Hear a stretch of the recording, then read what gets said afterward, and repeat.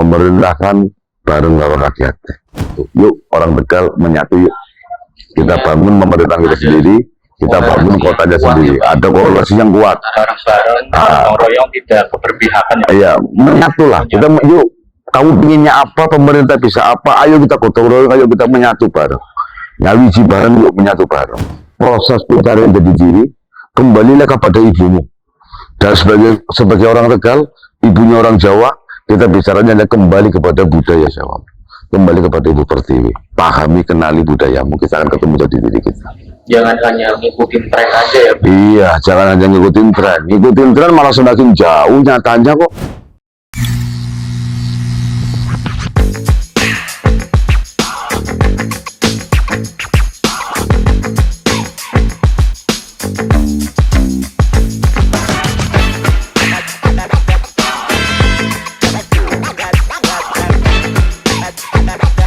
Salam edukasi now, pintar itu penting.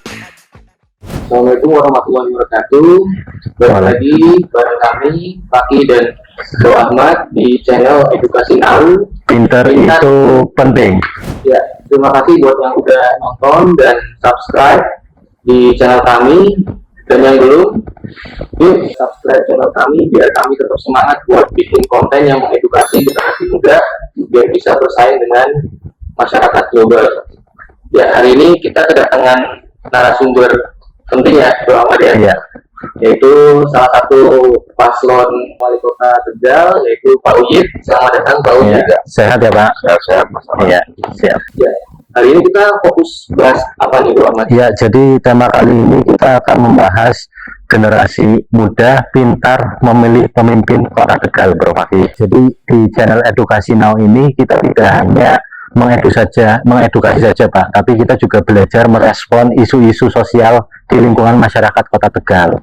Dan memang channel ini target kita untuk generasi muda ya Bro Paki. Betul, termasuk momentum kali ini karena mendekati pilkada ya Pak ya. Ya. Kita undang Bapak sebagai narasumber yang mana nanti tujuannya untuk mencerdaskan. Dan kami juga mengucapkan terima kasih atas respon undangan yang sangat cepat sekali dibalas Mas Uyit. Di tengah kesibukannya ya Bro, sudah menyempatkan datang dan merespon dengan cepat. Untuk video konten kali ini kita akan membahas generasi muda pintar memilih di kota Tegal. Nah, untuk mengawali pertanyaan pertama, langsung saja nih Pak, nggak apa-apa ya Pak. Jadi motivasi Bapak apa sih menyalonkan sebagai wali kota Tegal? Terima kasih Mas Paki sama Bro Ahmad ya, yang sudah mengundang saya untuk bisa hadir di channel ini. Jadi saya berangkat dari seorang organisatoris. Di latar belakangnya organisatoris, saya senang berorganisasi, dan begitu lulus kuliah saya masuk di sebuah partai politik. Pilihan saya partai politiknya adalah PDI Perjuangan. Dan saya 20 tahun menjadi anggota DPRD Kota Tegal. Banyak sekali masukan, banyak sekali persoalan-persoalan masyarakat yang datang pada kami, dan kemudian kami coba untuk perjuangkan dan coba untuk aspirasikan, akselerasikan di dalam kebijakan-kebijakan pemerintah. Ya, latar belakangnya kita ingin berbenah, kita ingin percepatan situasi Kota Tegal agar lebih baik. 10 tahun pemerintahan Kota Tegal berjalan tidak stabil. Wali kota dengan wakil wali kota terjadi turbulensi. Iya, saya dengar ya. Itu 2 periode seperti itu. Artinya apa? Ketika pemerintah antara wali kota dengan wakil wali kota konflik, maka siapa yang dirugikan? Masyarakat. Pelayanan tidak akan maksimal, perlindungan tidak akan maksimal, terus kemudian pasti akan berdampak pada peningkatan kesejahteraan, program-programnya pun tidak akan maksimal. Maka ini menjadi pelajaran bagi kita. Ya, berarti sudah dipastikan ya Pak, pemimpinan 10 tahun kemarin itu pertumbuhan Tegal itu sangat minim ya Pak dari segala bidang aspeknya. Ya, artinya tidak maksimal untuk kemajuan sebuah kota, karena ada turbulensi di dalam pemerintahan di dalam internalnya. Maka saya dengan Pak Haji Ahmad Satori itu menjadi komitmen yang pertama yang harus saya lakukan. Harus ada otokritik kepada diri kita pun. konflik itu terjadi. Tidak boleh konflik itu antara wali kota dengan wakil wali kota dipengaruhi oleh faktor dari manapun, itu tidak boleh. Karena yang dirugikan pastinya masyarakat. Yang dirugikan pasti masyarakat. Yang seharusnya masyarakat mendapatkan perlindungan, pelayanan, Perhatian wali kotanya. itu pasti akan terjadi sirkulasi tidak. Ya, itu komitmen Pak Uyip ya Pak. Ya, satu itu komitmennya adalah ya kalau sudah terpilih mendapat amanat dari masyarakat, ya firm bekerjalah untuk masyarakat. Mas Uyip, pertanyaan selanjutnya, kalau kita lihat di kampanye visual Mas Uyip di sudut-sudut sepanjang jalan Kota Tegal, itu membawa slogan yang dinamakan Nyawiji, nyaman, wibawa, dan sinergi. Itu di balik nama pasti ada makna maupun cerita ya Pak Mas Uyip. Jadi kira-kira penjelasan dari nyaman, wibawa, sinergi itu apa dan bagaimana? Ya, baik Bro Ahmad. Jadi hari ini kita merindukan satu Nyawiji itu kan menyatu ya. Kita merindukan sebuah kota di mana antara pemimpin dengan masyarakatnya bersama-sama. Karena kita merasakan 10 tahun yang lalu, harapan masyarakat kemana, kebijakan pemerintahannya kemana. Artinya ada sesuatu yang tidak sambung, sehingga pemerintah dengan masyarakatnya tidak memiliki satu ikatan emosional. Maka kalau kita mau memajukan, ya harus kita nyawiji. Ayo kita menyatu bareng-bareng. Menyatu dan terlibat bareng-bareng di dalam pelaksanaan dan pengembangan kota Tegal, kota kita sendiri. Nah, itu secara umum kita mengartikan nyawijinya adalah menyatu. Yuk, orang Tegal menyatu yuk. Kita bangun pemerintah kita sendiri, kita bangun kotanya sendiri. Ada korelasi yang kuat. Bareng-bareng, royong tidak keberpihakan. Iya, menyatulah. Kita yuk, kamu pinginnya apa, pemerintah bisa apa, ayo kita gotong royong, ayo kita menyatu bareng. Nyawiji bareng, yuk menyatu bareng. Nah, ketika kemudian dalam sebuah visi nyaman, wibawa, dan sinergi itu kita coba uraikan. Nyaman, bagaimana pemerintah ke depan dari dalamnya itu ada jaminan terkait dengan proses pengambilan kebijakan yang memberikan rasa nyaman kepada masyarakatnya. Kalau kebijakan nyaman pada masyarakatnya, harus dibikin nyaman dulu di dalam tubuh birokrasinya.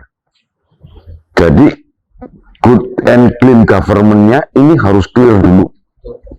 Kalau good and clean government-nya sudah kena, terus kemudian merit system di dalam penempatan jabatan pun tidak ada unsur subjektivitas, unsur jual beli jabatan, ada unsur katrolan, terus kemudian yang membuat kinerja birokrasi tidak nyaman. Kalau kebijakan kepala daerah tidak bisa memberikan nyaman kepada birokrasi, maka keluarnya pun pasti tidak nyaman. Kebijakan keluar kepada masyarakat, pasti birokrasinya pun juga akan setengah hati. Nah, maka kepala daerah wajib memberikan rasa nyaman. Artinya nyaman itu terjadi manakala keadilan itu dapat dirasakan. Orang akan teriak ketika rasa keadilannya sudah tergores, maka rasa nyaman tidak akan ketemu. Maka kata kunci nyaman ini adalah bagaimana keadilan kepemimpinan di dalam memutuskan sebuah kebijakan. Kalau di dalam tubuh demokrasinya pemimpin itu bisa membuat rasa nyaman, artinya ada keadilan di dalam menempatkan jabatan birokrasi. Dia layak mendapatkan jabatan ini karena kinerjanya, karena merit sistemnya dia bagus, clear, tidak apa-apa. Maka keluarnya pun pasti akan memberikan kebijakan yang nyaman pada masyarakat, akan menempatkan masyarakat itu pada satu etikas yang tinggi, karena mereka adalah pemegang kedaulatan. Maka ada satu saling menghormati. Dengan demikian, profesionalitas menjaga itu pasti akan terjadi, maka wibawa pun akan muncul. Pemerintahannya punya kewibawaan, dan pemerintah di dalam memperlakukan masyarakat pun punya wibawa. Begitu masyarakat datang ke pemerintahan, masyarakat dihormati, dihargai sebagaimana pemerintah menghargai masyarakat, masyarakat sebagaimana menghargai pemerintah. Karena apa?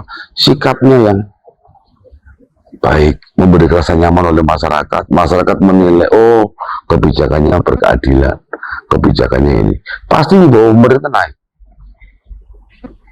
Dan terjadilah saling menghormati. Begitu terjadi saling menghormati, sinergi itulah yang kita harapkan. Pasti akan sinergi. Banyak kok masyarakat kita yang punya kemampuan untuk diajak bicara, diajak ngobrol. Yuk kita punya ide apa, dan pemerintah daerah bisa mengendorse apa. Yuk kita bareng-bareng majukan daerah Tegal. Karena Tegal punya catatan. Dulu Tegal terkenal Jepangnya Indonesia. Itu luar biasa. Itu karena kita punya daya saing, kita punya keunggulan, kita punya kualitas. Orang-orang Kota Tegal punya skill. Nah, skill itu kenapa? Karena tatanan sudah terbentuk. Tatanan antara pemerintahannya, tatanan masyarakat dengan masyarakatnya itu terbentuk. Maka kemudian menyawiji, menyatu, itulah kemudian kita punya jadi diri sendiri. Kalau boleh saya simpulkan, berarti berawal dari keadilan ya Pak ya. Keadilan, setelah itu penempatan seseorang yang tepat di posisinya. Ya, itu dalam implementasinya ya. Setelah itu munculnya karena orang yang tepat, jadi masyarakat melihatnya wibawanya ada gitu lah Pak. Ya. Habis itu setelah wibawanya ada, akhirnya masyarakat dan pemerintah bisa nyawiji bareng, bersinergi. Jadi nyaman itu akan terjadi manakala keadilan dapat dirasakan. Ya, kewibawaan akan terjadi manakala keputusannya berkeadilan dan penuh kebijaksanaan. Sinergi itu akan terjadi manakala kebijaksanaannya dirasakan oleh masing-masing. Nah, kalau di dalamnya tidak nyaman, berarti ada ketidakadilan. Kalau sudah ada ketidakadilan, kalau kemudian pemerintahan tidak punya harga diri, tidak punya wibawa, pasti di sana terjadi maraknya korupsi, kolusi, dan sebagainya. Ya urusan dewek-dewek lah. Nah, sehingga wibawa pemerintah tidak ada. Kalau pemerintah tidak ada, kepercayaan dari masyarakat tidak ada. Kalau kepercayaan dari masyarakat tidak ada, sinerginya tidak ada. Seperti selama ini ya. Nah, sebelumnya terjadi. Nah, inilah kemudian sebagai otokritik kita, bahwa hari ini yuk kita bikin nyaman. Syaratnya adalah kita berkeadilan. Masyarakatnya adil di dalam menilai pemerintahannya, dan pemerintahnya bersikap adil lah, sebisa mungkin. Nah, adil, bersikap adil lah. Benar kau katakan benar, salah kau katakan salah. Dan itu menjadi fundamental sekali ya Pak? Menjadi fundamental, menjadi yang dasar. Nah, maka kemudian saya membawa Tegal nyawiji. Yuk Tegal bersatu. Nyaman, wibawa, sinergi. Kita ingin memberikan rasa keadilan. Begitu rasa keadilan terjadi, maka kita saling menghormati. Ketika orang saling menghormati, maka disitulah kewibawaan akan muncul. Karena kita saling menghormati, maka kita saling bersinergi. Nah, bersinergi itulah kita bisa melembutkan Kota Tegal. Inilah yang kita harapkan. Maka misinya adalah memerintahkan bareng lawan rakyat. Ya.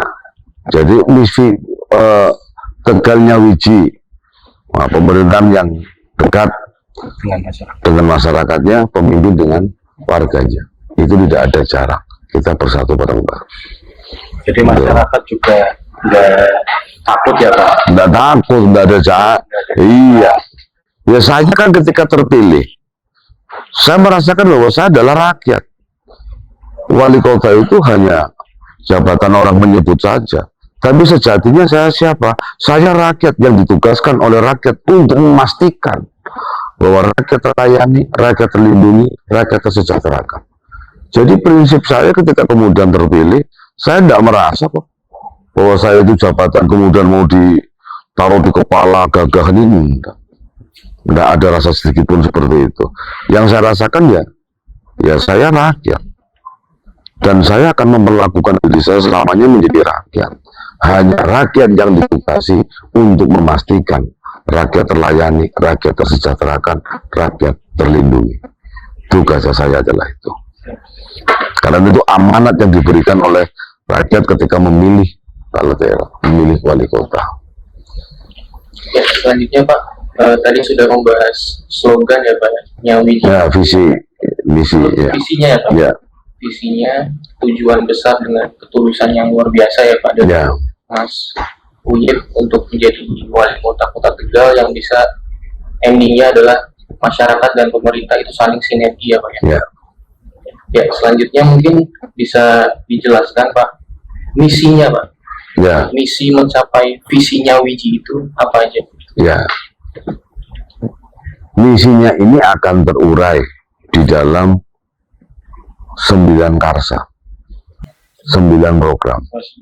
Ya, 9 program yang akan terurai di dalam 9 karsa, 9 program.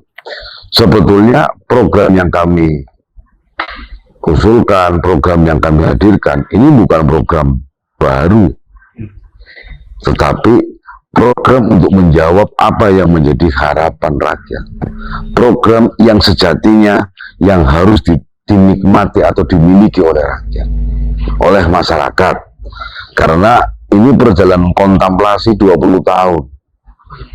Jadi program yang saya cetuskan itu 20 tahun. Saya merasakan sebagai wakil rakyat. Berarti langsung di lapangan. Di lapangan, apa sih yang sebetulnya dibutuhkan oleh masyarakat? Satu, urusan kesehatan.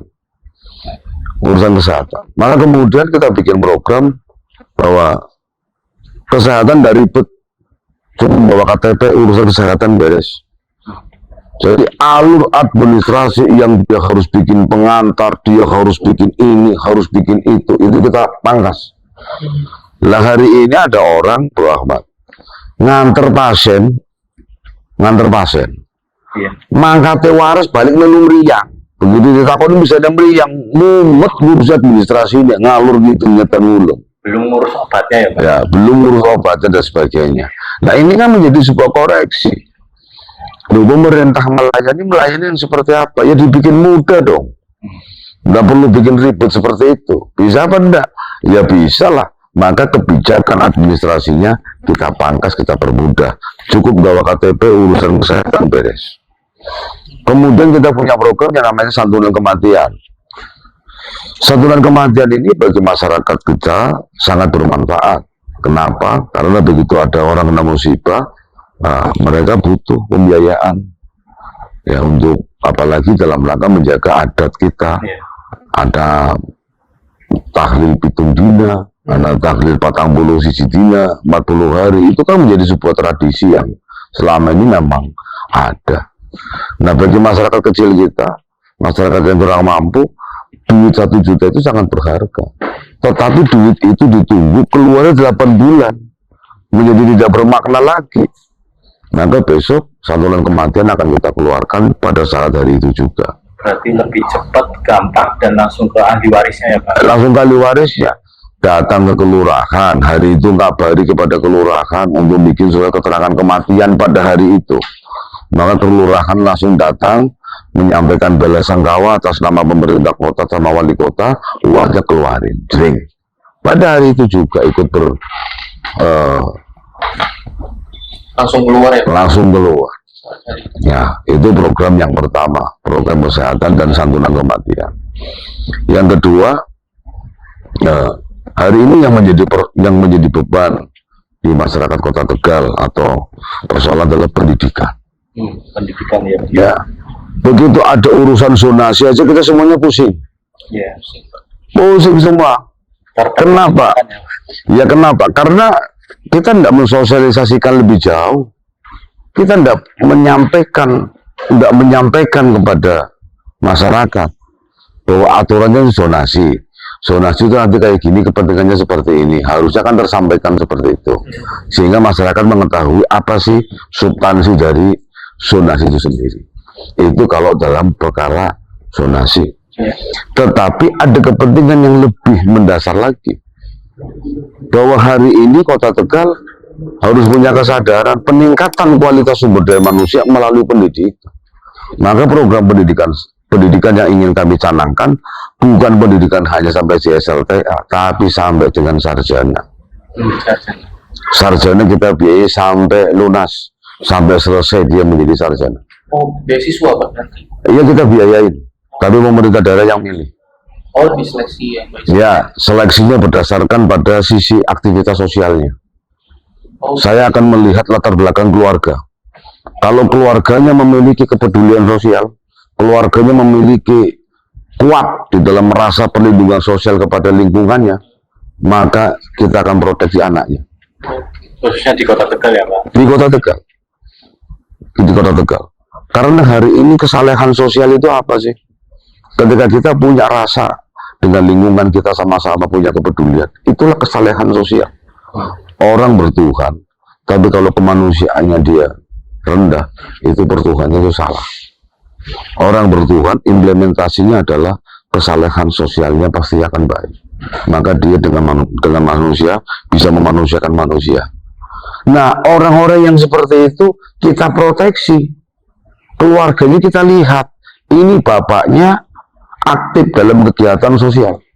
Dia sangat peduli dalam lingkungannya, tapi dia tidak punya kemampuan ekonomi untuk menyekolahkan anaknya. Oh, kita tangkap itu. Anaknya kita sekolahkan. Anaknya kita sekolahkan, biar apa? Biar anaknya tahu. Kenapa kau disekolahkan sama pemerintah? Karena bapakmu itu loh. Nah, bapakmu itu loh punya kepedulian yang tinggi terhadap lingkungannya. Setelah disekolahkan, kau pun juga harus punya kesadaran. Kesadaran sosialnya. Kau disekolahkan pakai duit APBD. Andai kata Mas Ahmad disekolahkan ya oleh APBD, ngambilnya jurusan bahasa Inggris, maka Mas Ahmad, Bro Ahmad punya tanggung jawab untuk membuat kelompok belajar bahasa Inggris di lingkungan RT RW-nya saja. Cukup anak SD kelas 4 sampai kelas 6 panggil, kau bikin pelatihan bahasa Inggris, bikin kelompok bahasa Inggris. SMP kelas 1 sampai kelas 3 undang, ajarin bahasa Inggrisnya, naikkan di dalam medsosmu, laporkan kepada pemerintah daerah, itu menjadi bayaran terkait dengan APBD yang telah kau gunakan untuk sekolah. Jadi ada efek setelah Ada interaksi, ada pertanggungjawaban secara tidak langsung kepada publik karena kau menggunakan anggaran publik. Kalau misalnya Mas Fakih biayain pakai APBD sampai kuliah, sampai selesai langsung dilunasin oleh pemerintah daerah. Berapa kuliahnya untuk menjadi keperawatan? 30 juta, kita lunasin 30 juta. Mas Fakih punya tanggung jawab sosial, harus aktif di dalam kegiatan posyandu. Minimal Mas Fakih harus menjadi sumber informasi yang pertama terkait dengan urusan kesehatan di lingkungan Mas Fakih. Iya, dia harus menjadi sumber informasi yang pertama. Maka aktivitasnya Mas Fakih itu apa? Datang ke posyandu. Bagaimana lansianya? Bagaimana balitanya? Kesehatan balitanya? Nah, untuk mencegah stunting bagaimana? Terus bagaimana menciptakan pola hidup sehat di lingkungannya masing-masing? Lagi si A kita biayain bahasa Inggris, fakultas hukum. Kau belajar ilmu fakultas hukum. Ya kau punya tanggung jawab sosial. Minimal kamu yang dibiayain itu menjadi sumber pertama informasi tentang ilmu hukum, tentang kesadaran hukum. Aktivitasnya bareng sama Pak RT, Pak RW. Pak RT bikin utulan rapat seperti ini, Pak RT. Bikin keputusan seperti ini. Yuk pos kamling kita hidupkan lagi yuk. Bikin aturan keamanan lingkungan. Terus kemudian dia menjadi sumber informasi. Ketika ada kekerasan antara keluarga bisa dicegah. Jangan KDRT dong. Kalau KDRT ini pasalnya kena sekian loh. Kalau kamu berkelahi, ini loh pasalnya ini. Ada ancaman hukumnya seperti ini. Ada sumber informasi yang kita dekatkan kepada masyarakat. Dan ini bagian dari menunaikan dari tanggung jawab sosial kita. Kalau semuanya terbiasa berinteraksi dengan masyarakat seperti itu, inilah terjadi harmoni yang begitu luar biasa. dan menimbulkan kepekaan yang positif ya Pak. Kepekaan yang positif. Kepedulian. Kalau 1 tahun saya anggarkan 200 orang yang kita biayai pakai APBD, itu adalah investasi jangka panjang. Iya. Begitu 5 tahun saya menjabat selesai, minimal ada 1000 mahasiswa yang biasa berinteraksi dia dengan lingkungannya, yang dia biasa berinteraksi, dia biasa ditanamkan kepedulian dengan lingkungannya masing-masing. Oh, itu ciamik itu. Iya. Jos itu nanti mahasiswanya. Dan saya kira kalau perhatikan Gen Z sekarang kan itu bisa menimbulkan suatu hal yang positif ya Pak, karena kan berdampak, Ya. kemudian juga apa ya, orang Tegal kembali ke Tegal. Iya, dan kuliahnya nggak usah jauh-jauh kok. Saya nggak sarankan kuliah di mana-mana. Kuliah di Tegal. Di Tegal saja kuliahnya. Kamu mau pilih mana? Kuliah di Tegal. Kuliah di Tegal. Itu Ya. juga bisa mengentaskan pengangguran ya Pak. Ya, salah satu di antaranya adalah kita menciptakan kualitas. Kalau kualitasnya mempunyai daya saing, kualitasnya mengisi, ya sudah. Pengangguran itu terjadi manakala diri kita sejatinya modal dasarnya tidak memiliki daya saing. Maka kreativitasnya tidak ada. Karena kita tidak punya pengalaman, kita tidak punya keahlian, maka disitulah kreativitas itu tidak ada. Nah, program yang kedua tadi saya sampaikan adalah pendidikan. Nah, program yang ketiga yang saya rasakan betul, hari ini saya sering mendapat aduan para pedagang kaki lima. Jadi PKL itu merasakan saya kebetulan kayak angin lemen Pak nang Tegal, orang nyaman, orang anak tempat duduk sing pasti dan endi. Maka saya bikin program, saya jaminan PKL tutulan nyaman. Bos kita sudah inilah, PKL itu yang masyarakat kita sendiri.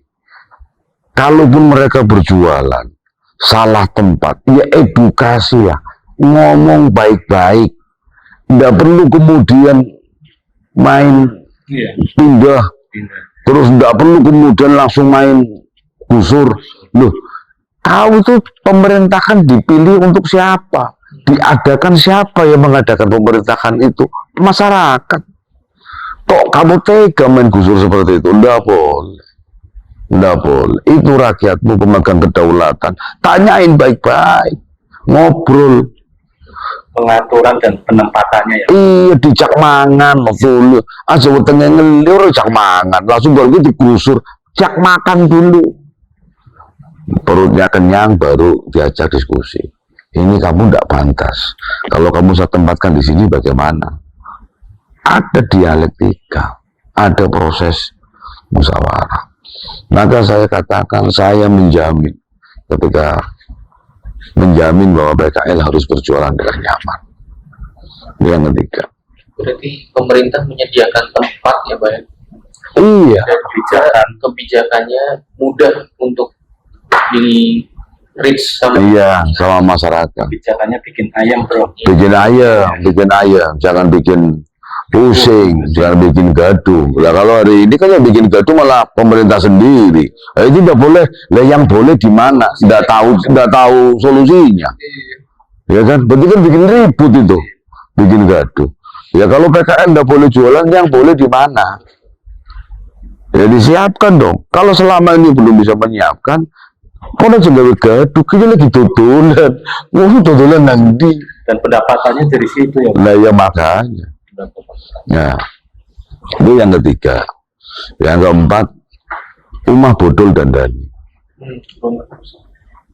Rumah rusak dan dani. Hari ini, mohon maaf, ada kebijakan yang tidak berkeadilan menurut saya. Di mana ketidakberadilannya? Ketika masyarakat menempati lahan milik dirinya sendiri, dia tidak punya sertifikat, maka dia gagal syarat kok. Karena syarat untuk RTLK, rehab rumah tidak layak huni, harus bersertifikat. Maka saya pikir syarat sertifikat ini tidak berkeadilan. Maka saya akan cabut syarat sertifikat. Tidak perlu ada syarat sertifikat. Saya akan keluarkan surat keputusan kepala daerah. Rumah bodol dan dani, syaratnya cuma satu, disetujui tetangga kanan, tetangga kiri, tangan depan, tangan belakang. Jadi tadi rumah bodol di Dandani itu juga harus tepat sasaran ya Pak? Enggak, tepat sasaran itu paling mudah, Mas. Syaratnya cuma satu, dia disetujui tetangga kanan, tangga kiri, depan belakang. Kesaksian ya Pak ya, kalau dia Yang tidak merasakan langsung. Ya, kan tangga kanan, tangga kiri tahu nih, oh ya ini memang layak. saksi kalau si itu rumahnya bodol, terus emang tinggal di situ dia. Iya, dan memang layak untuk mendapatkan perlindungan dari pemerintah daerah. Iya kan? Yang kedua, kenapa harus seperti tanggal kiri? Mohon maaf, kalau di kampung sudah rumah nyampe tembetan, biasanya kalau sudah tukaran, kemarinnya suwe. Oh iya. Itu karena rumah satu tembok ini, kalau sudah cekcok itu sulit, lama. Lah makanya begitu ada aturan ini, kita paksa agar kesalahan sosialnya jalan. Pak, saya mohon maaf ya Bro Ahmad, kalau saya ada salah. Kenapa? Ini saya mengusulkan, meminta persetujuan sampai ya untuk rumah saya agar dapat program LTLK. Ya sudah, sama-sama ya. Nah, kan. Yang akhirnya rukun ya jadinya ya Pak ya. rukun. Dalam komunikasi. Loh, kalau sekarang itu enggak. RTLH itu diusulkan, satu syaratnya sertifikat, yang kedua diusulkan dari pemerintah daerah bisa melalui RT RW atau dari dewan bisa. Nah kalau yang mengusulkan dari dewan, oh kamu kalau ikut partai saya, oh selesai itu RTLH. Kamu udah ikut partai saya udah selesai. Terus tambah lagi itu, tambah tajam lagi ketimpangannya. Maka kita akan coba perbaiki ketimpangan sosial itu, kita akan perbaiki. Nah itu yang keempat, rumah bodol dan yang berikutnya yang kelima, bantuan modal Usaha ya Pak? Bantuan modal usaha dan bantuan pangan. Pangan. Bantuan modal itu sejatinya dalam rangka menguatkan UMKM, tetapi tidak hanya serta-merta kita bantu begitu saja, tetap tentunya harus kita endorse, kita berikan keterampilannya, kita berikan ilmunya, kita berikan kemampuannya. Dan pemerintah daerah tidak hanya sekedar membantu, tetapi betul-betul pemerintah daerah bekerja untuk mengendorse, mengangkat mereka dengan sumber daya kekuasaan yang dimiliki oleh kepala daerah, yang dimiliki oleh pemerintah daerah, dengan fasilitas yang sudah tersedia. Pemerintah daerah kalau punya kemauan untuk mengangkat masyarakatnya itu mudah kok. Hanya saja kemauan itu selama ini tidak ada. Jadi langsung turun lakukan pendampingan. Iya, melakukan pendampingan sampai pemasarannya kita dicoba. Kalau pemerintah daerah punya kemauan bisa. Hanya kemauannya aja yang sekarang ini tidak ada. Keberpihakannya sekarang tidak ada. Karena kalau kita lihat juga UMKM itu di Tegal skalanya masih mikro banyak ya Pak? Iya, masih kecil sekali. Nah, bantuan pangan juga sama. Bantuan pangan kita akan keluarkan, terutama ketimpangan sosial ketika menjelang Lebaran. Menjelang Lebaran. Mohon izin, mohon maaf. Bagi masyarakat yang saya pernah disindir, Bro Ahmad, Pak Uyuta punya seragam anggota dewan, oh Pak. Bulannya aja beda. Kalau anggota dewan itu setahun bulannya 13. Dia bilang begitu. Loh kalau saya tidak punya seragam bulannya 12. Loh kok bisa? Loh Pak Uyup dapat gaji 13. Saya tidak keluar gaji 13 katanya. Nah maka saya berpikir, oh iya. Nah gaji 13 itu keluarnya setiap mau Lebaran. Tambah lagi ada tunjangan hari raya. Lah tunjangannya masyarakat apa? Nggak ada. Maka kemudian bantuan pangan kita keluarkan lah. Kita keluarkan khusus saat-saat Lebaran. Ben kongguan di isinya kongguan. Aja kongguan di sini Regina. Ya kan? Kongguan di isinya kongguan. Maka bantuan pangan kita akan keluarkan saat Lebaran untuk memproteksi masyarakat kita. Itu yang keberapa tadi? Yang kelima Pak. Kelima. Ya, kelima. Yang keenam, hari ini kita punya persoalan yang sangat dirasakan oleh masyarakat, yaitu tentang sertifikat tanah. Nah, ini memang tema ini panjang ini. Sertifikat tanah ini sudah diperjuangkan mulai 2009. lama ya? Sudah lama. Dan saya salah satunya tokoh yang ikut serta memperjuangkan. Di UPS sebelah utara ada kampung namanya Pasir Agung. Masyarakatnya menempati lahan, kalau dulu di sana bilang tanah paculan. Dia tidak tahu status tanahnya, apakah ini tanah negara atau tanah milik pemerintah daerah. Tapi dia beli dari orang ke orang tanpa surat, hanya sebatas kwitansi kecil, ganti paculan. Karena ya ganti paculan. Setelah itu terjadilah pertumbuhan di sini menjadi kampung. Saya bangunin dia, bangun. Ini tanah kamu, tanah siapa? Statusnya bagaimana? Maka orang-orang, saya tidak tahu Pak, ini tanah-tanah siapa. Dah, yuk kita kuatin kedaulatanmu. Karena saya sebagai kader PDI Perjuangan terikat dengan Trisakti Bung Karno, berdaulat di bidang politik, berdikari di bidang ekonomi, dan berkepribadian di bidang budaya. Ketika bicara kedaulatan hidup manusia, itu adalah tempat tinggal. Maka saya perjuangkan kedaulatan hidupmu. Bangun, ayo kita perjuangkan. Tanahmu ini adalah tanah negara bebas. Alhamdulillah itu terselesaikan sertifikat tanah. Selesai sertifikat tanah. Nah, bagaimana masyarakat yang menempati lahan milik pemerintah daerah yang sudah 50 tahun? Masa mau sewa terus segitu terus? Kapan dia merdeka? Kapan dia punya kedaulatan? Maka besok kita akan lepaskan tanah-tanah itu agar mereka punya kedaulatan. Oh, yang tadinya punya pemerintah dilepaskan gitu? Ya kita lepaskan. Dia sudah 50 tahun menempati lahan milik pemerintah daerah kok. Ya lepaskan dengan mekanisme sesuai dengan aturan perundang-undangannya kita bicarakan. Nah, bagaimana masyarakat yang menempati lahan Pelindo, yang menempati lahan milik PT KAI, ya kita perjuangkan. Pelindo dan PT KAI itu kan dia adalah BUMN. Dia berdiri di atas tanah HPL, hak pengelolaan. Ya kita akan minta pengurangan HPL-nya. HPL-nya pengurangan. Lalu kenapa dikurangi? Karena ditempati oleh warga masyarakat Kota Tegal. Sudah berapa tahun? Sudah berpuluh-puluh tahun. Bisa apa enggak pengurangan HPL? Sangat bisa. Ada contohnya Pak Ulip? Ada contohnya. Kota Semarang selesai. Tanah Pelindo dihibahkan, kemudian 3.000 orang Semarang menggunakan tanah itu. Asal pemerintah daerah jangan membiarkan masyarakatnya berjuang sendiri. Kalau dengan tanah HPL itu yang berada di depan itu adalah pemerintahnya, bukan individu. Sampai kemarin di daerah Bu Ahmad Maring, oh berjuang sendiri, tidak akan goal. Iya, apalagi masyarakat ya tentang hal sertifikat tanah ini kan kadang kurang teredukasi sehingga berdampaknya kerugian sendiri terhadap. Iya, jadi kedaulatan hidup itu ini berdasarkan teorinya Bung Karno. Kedaulatan hidup dalam Trisaktinya Bung Karno itu adalah berdaulat di bidang politik. Maka kedaulatan hidupmu itu adalah tempat tinggal.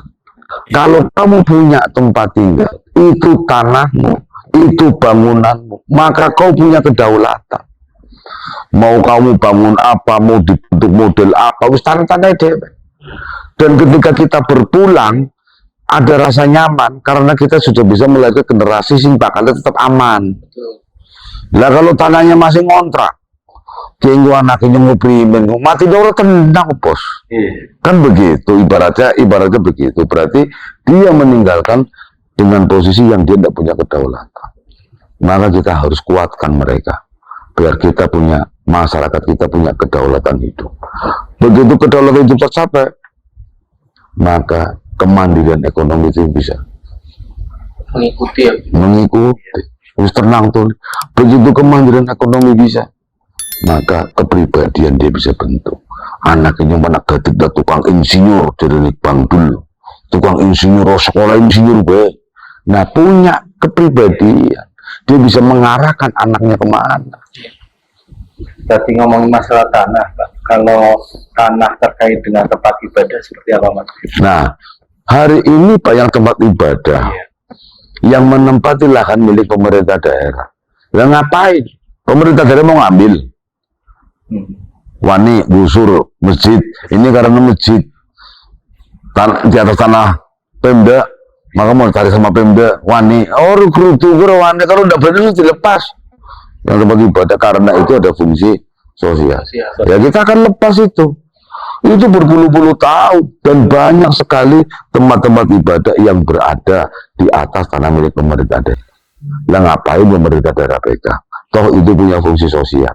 Maka besok kita akan lepaskan kepada takmir masjid, pada pengurus yayasan atau pengurus masjid, biar tempat ibadah itu sudah punya kepastian. Ya, infrastruktur yang program ketujuh ketujuh, infrastruktur yang juara itu ya kaitannya dengan apa? Kaitannya dengan persoalan pembangunan. Dan saya hanya sifatnya apa? Saya tidak ingin membangun sebuah monumental bangunan yang bersifat wah, tetapi masyarakatnya menderita. Saya tidak ingin. Saya lebih baik menguatkan masyarakatnya. Infrastruktur sing penting dalan alus. Orang banjir, orang rob. Wis orang bangun si mahal-mahal wis. Bangun Song of the Sea atau bangun wis orang mahal-mahal. Wis orang mahal-mahal. Skala prioritas ya Pak. Iya, biasa-biasa saja. Lo nyatanya yang mahal-mahal malah salah. Ahmad Yani coba. Apa sampai bagaimana tuh korbannya? Apa itu namanya apa? Kawasan apa sih itu namanya? Kawasan Ahmad Yani. Yang City Walk, ya. Amazing Tegal City Walk. Ya apa? City Walk. Apa kayak ampun. Itu City Walk. Nah, kan mau berimajinasi seperti itu, pembangunan seperti, tapi akhirnya dampaknya pada masyarakat. Iya, yang tadinya banyak pedagang di situ ya. Iya. Jadi Sudah saya keliling. Sebetulnya pemerintah itu melaksanakan program keinginan rakyat atau keinginan kepala daerah. Nah sekarang saya tanya nih, pemerintah itu melaksanakan program keinginan rakyat atau keinginan pemerintah daerah, keinginan kepala daerah? Rakyat. Harusnya rakyat. Rahmat. Harusnya rakyat. Ya, sekarang saya tanya, kira-kira Jalan Ahmad Yani dengan Amba jadi sempit keinginan siapa? Rakyat atau wali kota? Jelas wali kota kemarin Pak. Itu semua orang Tegal saya tanya. Itu semua orang Tegal saya tanya. Maka bagi hari ini adalah pertanggungjawaban kepala daerah. Saya tanya semua, dan saya ada di DPRD menjadi saksi kok. Sudah dibilangin, ini ketika kemudian ini disempitin, ini akan menjadi persoalan. Wis ke, apik lu bakalnya apik. Lah sekarang saya minta pertanggungjawaban kepala daerah yang memaksakan program itu. Itu namanya kesewenang-wenangan. Memiliki kewenangan digunakan tidak pada tempatnya, itulah kesewenang-wenangan. Kekuasaan yang dikelola sewenang-wenang, itu rakyat yang akan tumbang. Nyatanya itu. Coba tangisan Jalan Ahmad Yani. Maka infrastruktur biasa sajalah. Nah, coba dia alun-alun, ludal-ludal buat upacara, dalan tukule bendera. Aduh, yang tengah-tengah. Nah, itu secara etimologi, secara itu udah ya itulah itu yang terjadi. Harusnya sebelum membangun konsep dulu ya Pak. Itu kan harusnya ada studi kelayakan. Iya, studi kelayakan. Ada DEP, baru eksekusi pembangunan. Lah, cerita Ahmad Yani ini harus kau bikin podcast lagi sendiri karena panjang. Iya. Karena panjang. Ya boleh. Gampang ini semua anggota dewan itu ya bro, itu kemarin. Suruh cerita dia tuh semua. Semuanya tahu, semua menjadi saksi. Bagaimana kebijakan City Walk itu yang dipaksakan, yang akhirnya bikin menderita banyak orang. Sebagian besar berarti anggota dewan menolak ya Pak? Ya menolak. Tapi karena kekuasaan tadi yang digunakan tidak pada tempatnya, yang akhirnya muncullah kesewenang-wenangan. Ini ada di spill dikit ya masalah City Walk. Saya baru tahu juga nih Pak, ternyata itu berfokusnya sama pemerintah, wali kotanya ya Pak ya. Nah, ini Dewannya banyak yang menolak. ya. Nah, itu program yang ke-7, yang ke-8. Kalau kita melihat pasar sekolah gimana? Ya, Infrastrukturnya apa perlu itu masuk infrastruktur juara, itu termasuk ya sekolah? sekolah ditandani, terus kemudian pasar diapiki, ya yang layak lah. Coba kalau kita melihat ke pasar pagi, aduh blok C, blok B, ampun.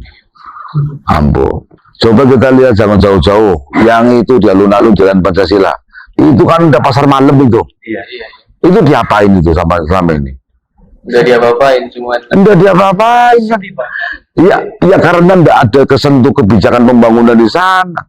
Itu mulai dari Bunda Sita sampai Dedion. Bahkan pemerintahan sebelum Bunda Sita, Pak Nur Soleh sama Pak Iqbal aja itu belum pernah ada pembangunan di situ tuh. iya, masih pakai kayu gitu kan, Pak. Iya kan? Belum kan? Masih Iya pakai kan? bambu kayu.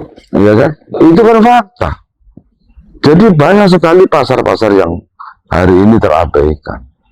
Termasuk pasar pagi tadi yang Pasar pagi, masih tanah blok liat. B, iya tanah liat masih besok, tanah liat masih ampun itu, ampun. Akhirnya orang ke situ juga itu ya Mas. Sudah tanah liat, sudah becek seperti itu, jalan satu arah, motor gitu. Satu lagi disempitin lagi. Sudah jalan satu arah, udah selesai tuh, game over itu. Maka besok gimana Pak Uyep, saya ditanya sama orang-orang dalam Majani. Oh saya buka lagi, Diramaikan ya. saya kembalikan lagi dua arah. Saya kembalikan lagi.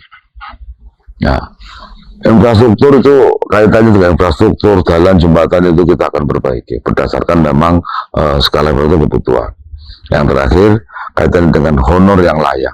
RT RW, kader-kader posyandu yang mereka punya tanggung jawab sosial, yang mereka punya fungsi sosial dan keterkaitan dengan sosial, kita akan berikan honor yang layak. Masa kader posyandu hari ini honornya cuma 50.000. Oh ini gimana ceritanya? Nah ini kita akan berikan sesuatu yang layak.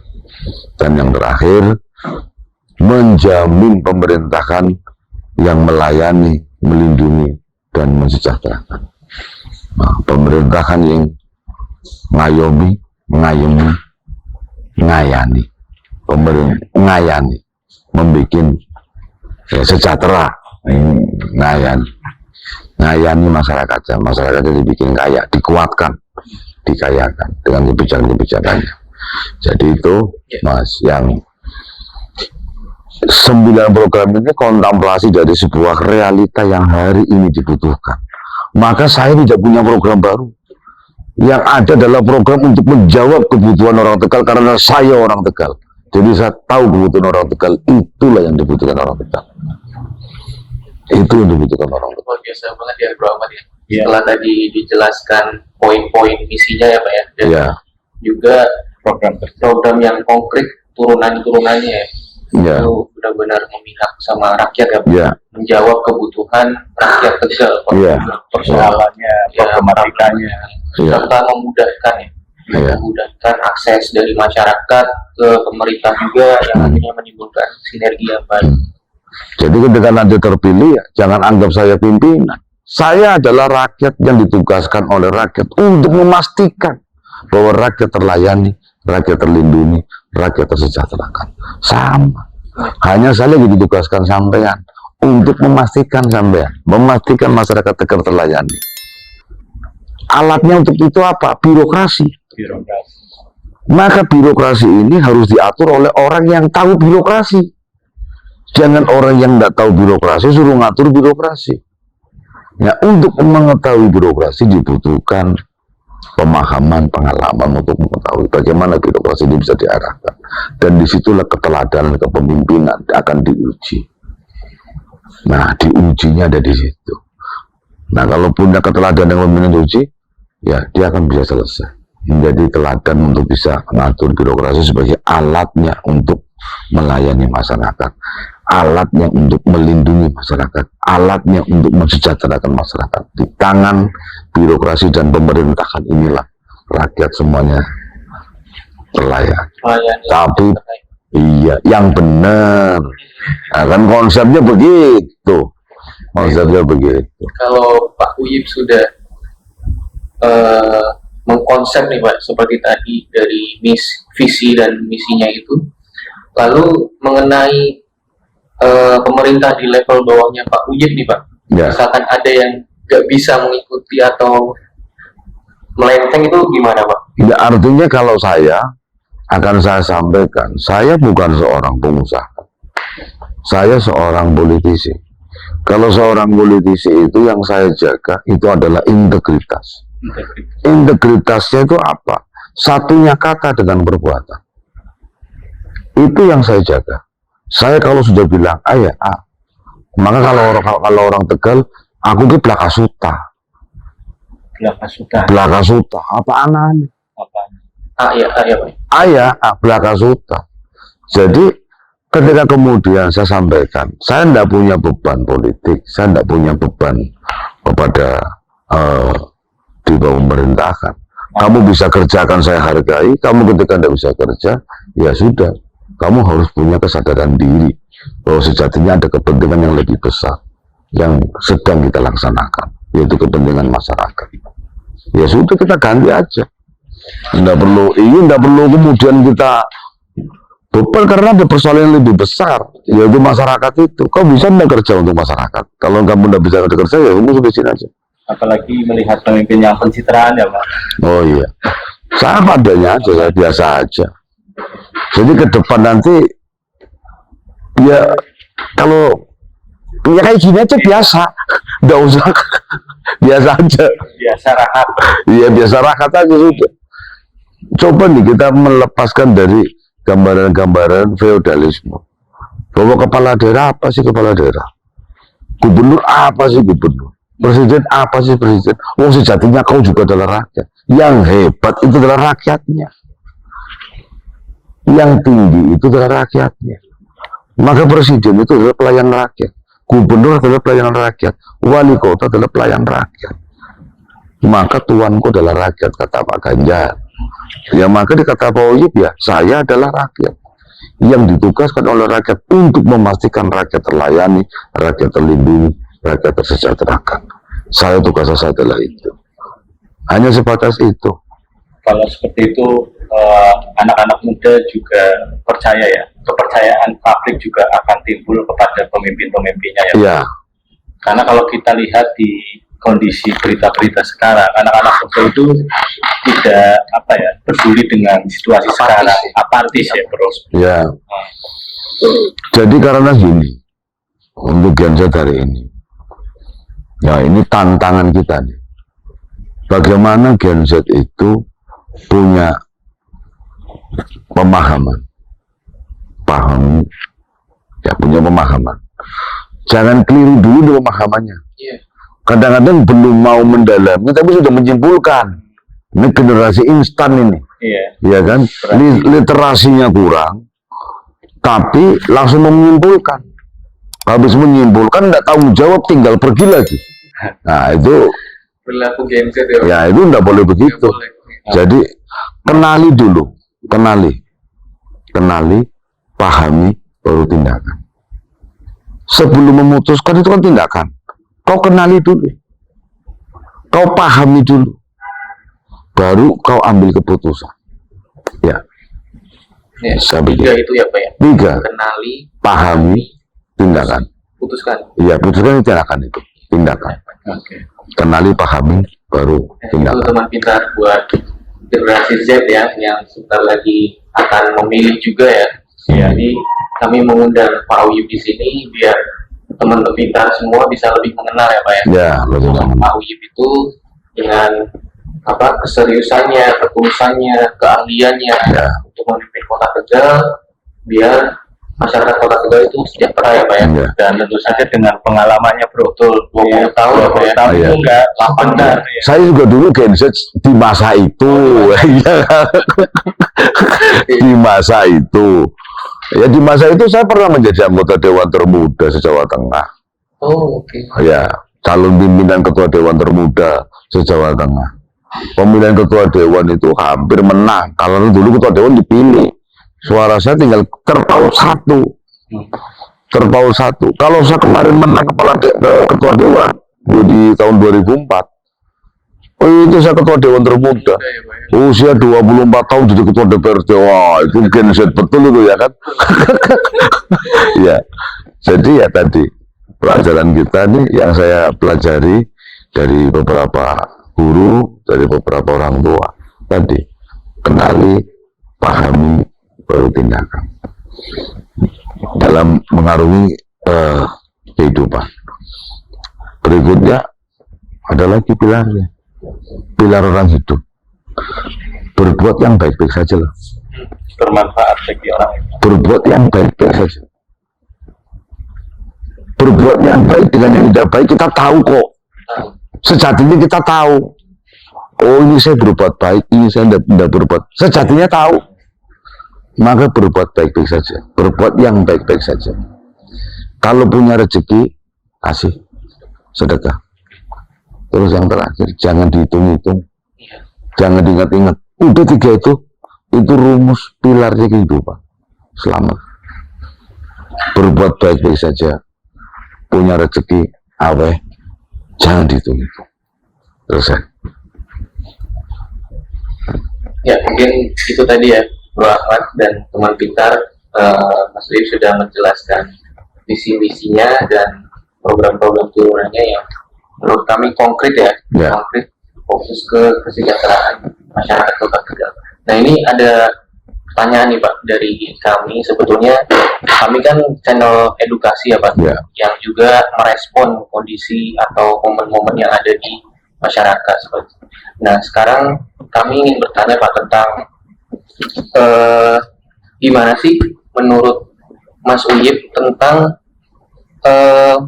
pola pikir masyarakat, khususnya Gen Z ya Pak ya. Kalau generasi-generasi yang lebih tua mungkin mereka sudah banyak makan asam garam kehidupan, jadi lebih bisa mengkontrol ya. Kalau Gen Z ini memang perlu adanya fokus Pak, menurut kami. Menurut Mas Uyip ini apa sih solusi untuk Gen Z dalam merapikan cara mendapatkan pengetahuan itu Pak? Karena kan sekarang terkontaminasi banget dengan media sosial, internet, bahkan gempuran dari produk-produk asing atau entertainment dari asing, bahkan budaya-budaya asing juga Pak, yang kemarin sempat dibahas di diklat itu kan, tentang kesenian Pak, yang mana generasi Z itu enggan Pak, enggan peduli terhadap kesenian Tegal sendiri gitu Pak. Dan isunya kan sekarang banyak banget di generasi Z, kayak mental health, kemudian kesehatan mental, dan tidak tahan banding katanya Pak, situasi apapun dalam bekerja ya. Kalau saya lihat faktanya, malah tuntutan abad 21 ini, generasi Z ini harusnya dia berpikir kritis, kreatif, dan inovasi, mampu memecahkan problem solving juga Pak. Tapi pada kenyataannya kan seperti ini. Apalagi kalau kita lihat pemerintahan, katanya generasi emas Indonesia akan dipengaruhi oleh Gen Z yang sekarang. Kalau Mas Uyip bagaimana Mas? Iya, kalau hari ini kita kehilangan jati diri. Pencarian jati diri ya Bro. Kehilangan jati diri. Lah jati dirinya kita mau kembali kemana? Mau referensinya mau apa? Kita mau mencari jati diri, referensinya apa? Jangan kita lupa. Makanya kemudian kenapa saya pakai belangkon? Belangkon men ya? Belangkon men. Itu untuk mengingatkan bahwa ingat loh, ibumu itu Nusantara itu, bumi pertiwimu itu Jawa. Kalau kamu tinggal di Jawa, ya deketilah, kenalilah, pahamilah budayamu. Ya kenalilah, pahami ibumu, budayamu, bumi pertiwimu. Hari ini kita punya budaya yang sudah baik tapi tidak pernah kita dalami. Maka ada tanda-tanda alam, tanda-tanda alam. Sekarang coba musik-musik Jawa kan mulai hit. Itu artinya apa itu kalau kita mau membaca Sanepo? Ya kan? Kenapa sekarang musik-musik pop dengan musik ini munculnya aliran-aliran musik Jawa? Ya kan? Mulai digemari ya. Digemari, mulai naik. Ya, itu sejatinya Sanepo. Sudah. Kalau kalian hari ini Gen Z kehilangan jati dirinya, kembali kepada budaya kita, budaya Nusantara. Kenali, pahami budayamu. Maka kita akan menemukan jati diri kita sesungguhnya. Dari situlah kita bisa membangun keberbedaan kita. Itu yang kadang-kadang kita lupa. Kadang-kadang lupa. Jati diri ya Pak ya berarti. Iya, kehilangan jati diri. Jati diri ya. Berarti mereka harus mencari jati diri mereka dengan Dimulai dari mana? dari mana? Budayamu apa? Iya, budaya. Kau lahir dari mana?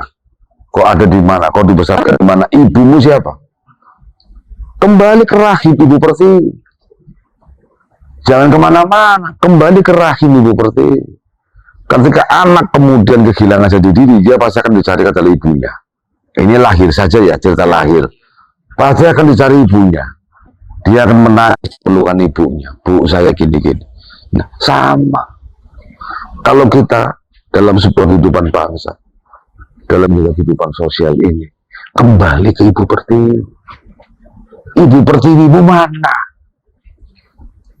Ya, tanah Nusantara ini kembali kepada budaya Nusantara.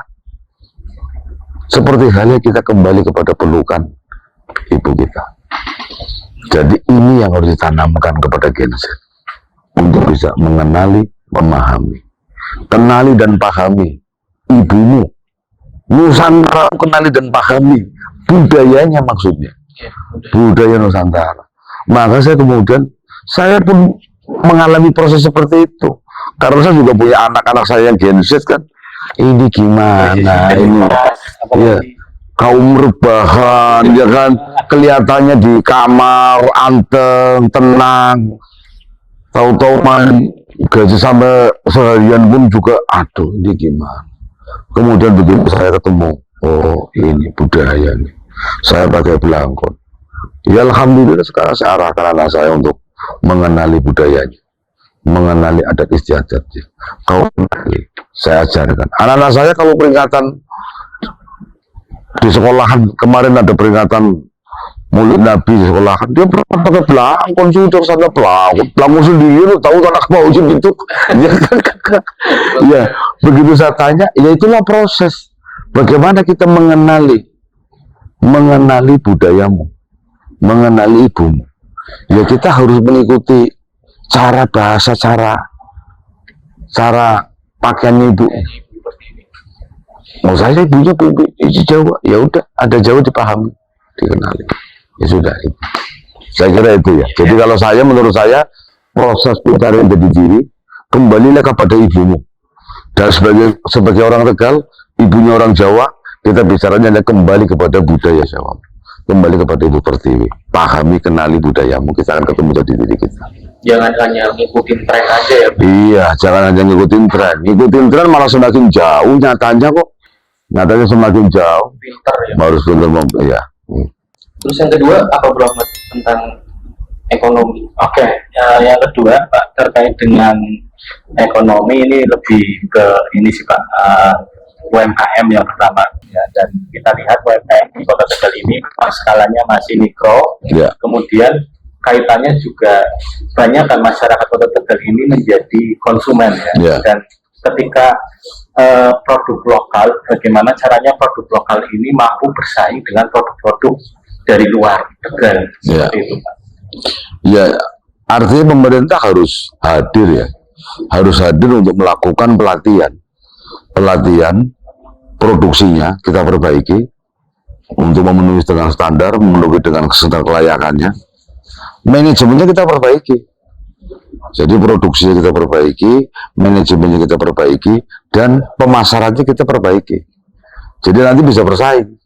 Nah, kalau produksinya tidak kita perbaiki, manajemennya tidak diperbaiki, pemasarannya tidak diperbaiki, ya sampai kapanpun di situ terus. Ya minimal pemasaran sekarang akan lebih cepat ketika kemudian menggunakan teknologi digital lah. Kemudian kita libatkan itu dibandingkan dengan pemasaran yang dia biasa, tapi pemasaran digital itu kita mainkan. Berarti membentuk sebuah ekosistem dulu ya Pak? Iya, jadi produksinya kita perbaiki dulu, kita latih dulu agar punya produksi yang baik, yang berkualitas. Nah setelah produksinya baik, manajemennya kita perbaiki, terus kemudian pemasarannya kita perbaiki. Saya kira itu kalau bicara tentang ekonomi, biar kita punya daya saingnya. Ya. Selanjutnya Pak, tentang ekosistem nih Pak, ekosistem yang fokus ke pariwisata. Ya. Sebetulnya Tegal itu khususnya kota punya daya pariwisata yang baik ya Pak ya, dari pantai, Ya. juga peninggalan heritage gitu loh Pak, Ya. gedung-gedung atau bangunan-bangunan Ya. jalan. Itu menurut Mas Uyip bisa nggak sih Tegal itu menjadi salah satu destinasi turis lokal maupun asing itu, biar mereka tuh tertarik ke Tegal itu gimana sih? Karena gini Mas Uyip, Ya. ekosistem itu kan yang baik adalah untuk membangun kota Tegal ya. Menurut saya itu gimana sih cara mendatangkan uang dari luar ke Tegal, Ya. dari luar itu ke Tegal. Ya. Baik. Ini ada dua pilihan. Ya. Pilihan yang pertama, kadang-kadang orang berpikir moderat. Biar orang datang ke sini kita bangun. Ya, kita bangun bangunan yang megah, bangunan yang begini, bangunan yang begini untuk menarik orang datang. Padahal tidak di situ. Bukan pada persoalan bangunannya, tapi pada persoalan kultur budayanya. Kalau kultur budayanya ini sudah terbentuk, yakin punya daya saing, punya daya jual, Value ya Pak. ya punya value. Ya, kadang kita terjebak dengan bagaimana agar bisa menarik uang datang ke Tegal dengan membangun pikiran yang moderat, membangun dengan bangunan yang fisik, yang bentuknya infrastruktur, yang bentuknya monumental. Padahal monumental itu hanya ada usianya, ada waktunya, paling berapa? 3-4 tahun. Setelah itu sudah selesai kok. Setelah itu sudah selesai. Tetapi kalau kemudian kita bangun kulturnya, budayanya, dengan membangun mindset masyarakat berbudaya, maka dia akan menjaga kebersihan dengan sendirinya. Dia akan menjaga tata kramanya, dia akan menjaga kultur di dalam persahabatannya, menciptakan ruang ekosistem yang sehat, ekosistem yang nyawiji lah, sama-sama saling menghargai. Itu nanti akan muncul ide-ide kreatif yang saya kira itu bisa kita kembangkan. Ya.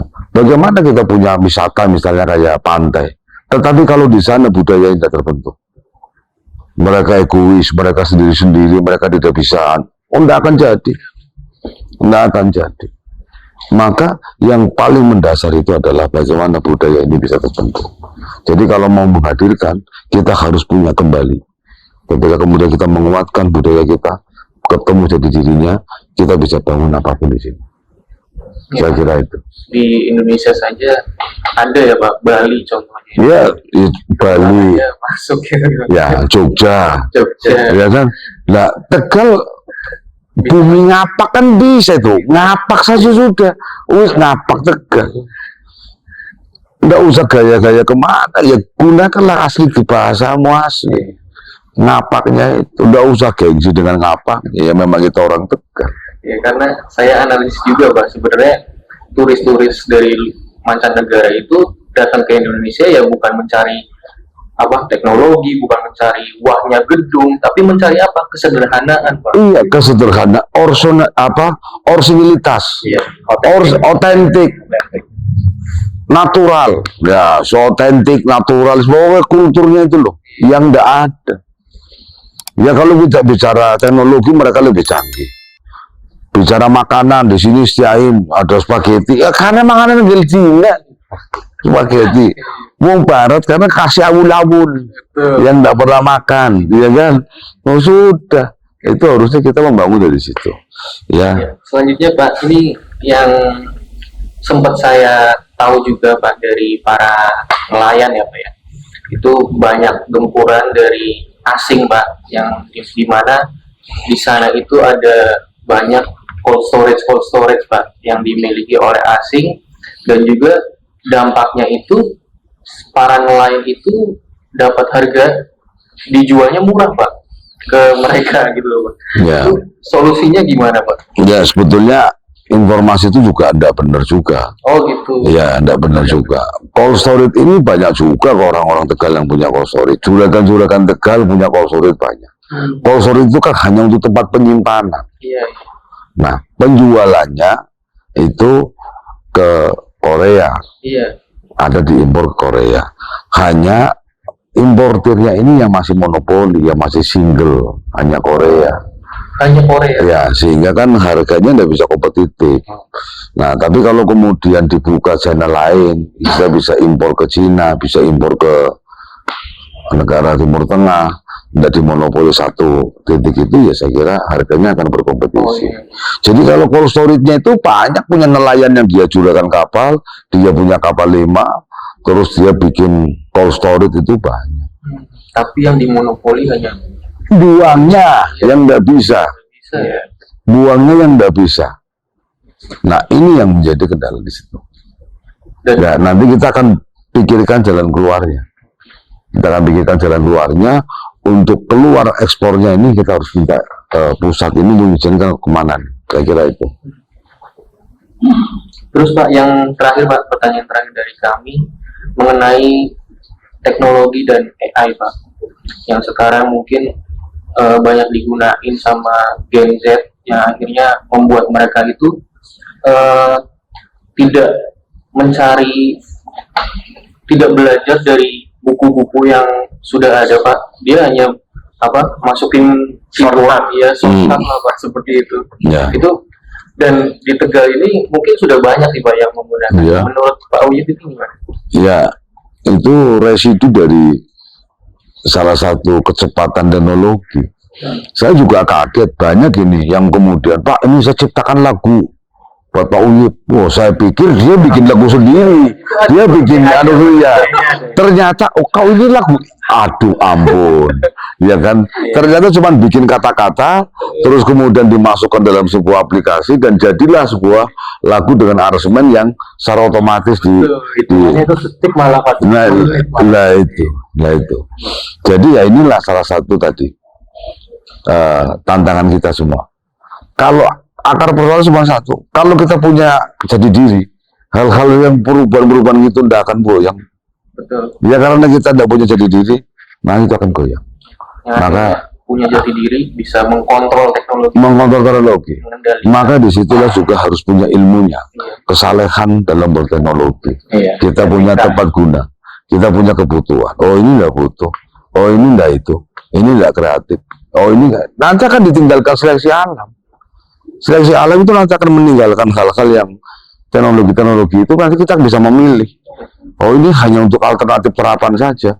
Selanjutnya saya sudah paham, oh kembali kepada originalitas kualitas dirinya. Itu nanti akan seperti itu. Sama gini Pak, kalau generasi Z sekarang kan kreatifnya bukan main ya, kreatif idenya bagus, cuman kalau di Tegal ini apakah bisa diwujudkan suatu wadah ya semacam kreatif hub atau apa dalam menuangkan kreativitas, dan orang-orang Tegal juga bisa berkumpul, kemudian banyak SMK atau politeknik di Tegal yang produknya memang bagus, tapi produknya hanya masuk etalase, ya. Istilahnya harus mungkin dikenalkan, dipamerkan atau seperti apa? Ya, jadi kata kuncinya tadi, kata kunci kalau menurut saya ya, pemerintah itu hadir. Pemerintah kan ketika pemerintahannya bisa memfasilitasi itu, pemerintah punya peluang semuanya kok. Dia mau bikin kerjasama dengan siapa bisa kok, mengendorse kalau bisa kok. Jadi kreativitas hub itu ada. Kemudian jangan hanya sekedar ada, begitu ada produknya, pemerintah daerah hadir, ikut serta memasarkan, ikut serta menggaungkan. Nah, di situ nanti akan terbentuk. Jadi saya yakin Tegal mampu untuk melanjutkan. Kata kuncinya satu, nyawiji. Pemerintahannya nyaman. Siap. Nyamannya tercapai, wibawanya tercapai karena kita saling menghormati. Nyaman itu tercapai karena ada rasa keadilan. Maka wibawa itu akan dengan keadilan itu kita saling menghormati, menghargai, maka istilah akan muncul wibawa. Karena kita saling menghargai, kewibawanya saling menghormati, maka kita bisa nyawiji. Yuk bareng-bareng. Saya kira itu. Ya, siap. Terima kasih Pak. Terima kasih. Ya. Sudah datang di podcast kami. Ya, terima kasih. Yang pertama ya Bro. Ya, pas nomor 1 juga. Nomor 1 juga pas. Itu yang pertama. Oke, teman pintar, kita sudah panjang lebar ya Bro bahas terkait dengan program, kemudian visi misi, dan pertanyaan-pertanyaan dari kami juga terjawab dengan konkret ya Bro. Ya. Dan dari edukasi now ini teman-teman bisa semakin pintar lagi, Amin. tentunya semakin bisa mengenal Ya. dari Mas Uyip ini yang nanti kedepannya jika terpilih menjadi wali kota, beliau akan fokus ke Nyawiji tadi ya, Iya, Pak Uyip, untuk mensejahterakan rakyat Kota Tegal. masalah. Ya mungkin sekian video konten kali ini. Jangan lupa subscribe channel ini. Edukasi Now, Pintar itu penting. Wassalamualaikum. Assalamualaikum warahmatullahi wabarakatuh. Ya, Terima kasih, Pak. terima kasih, Mas.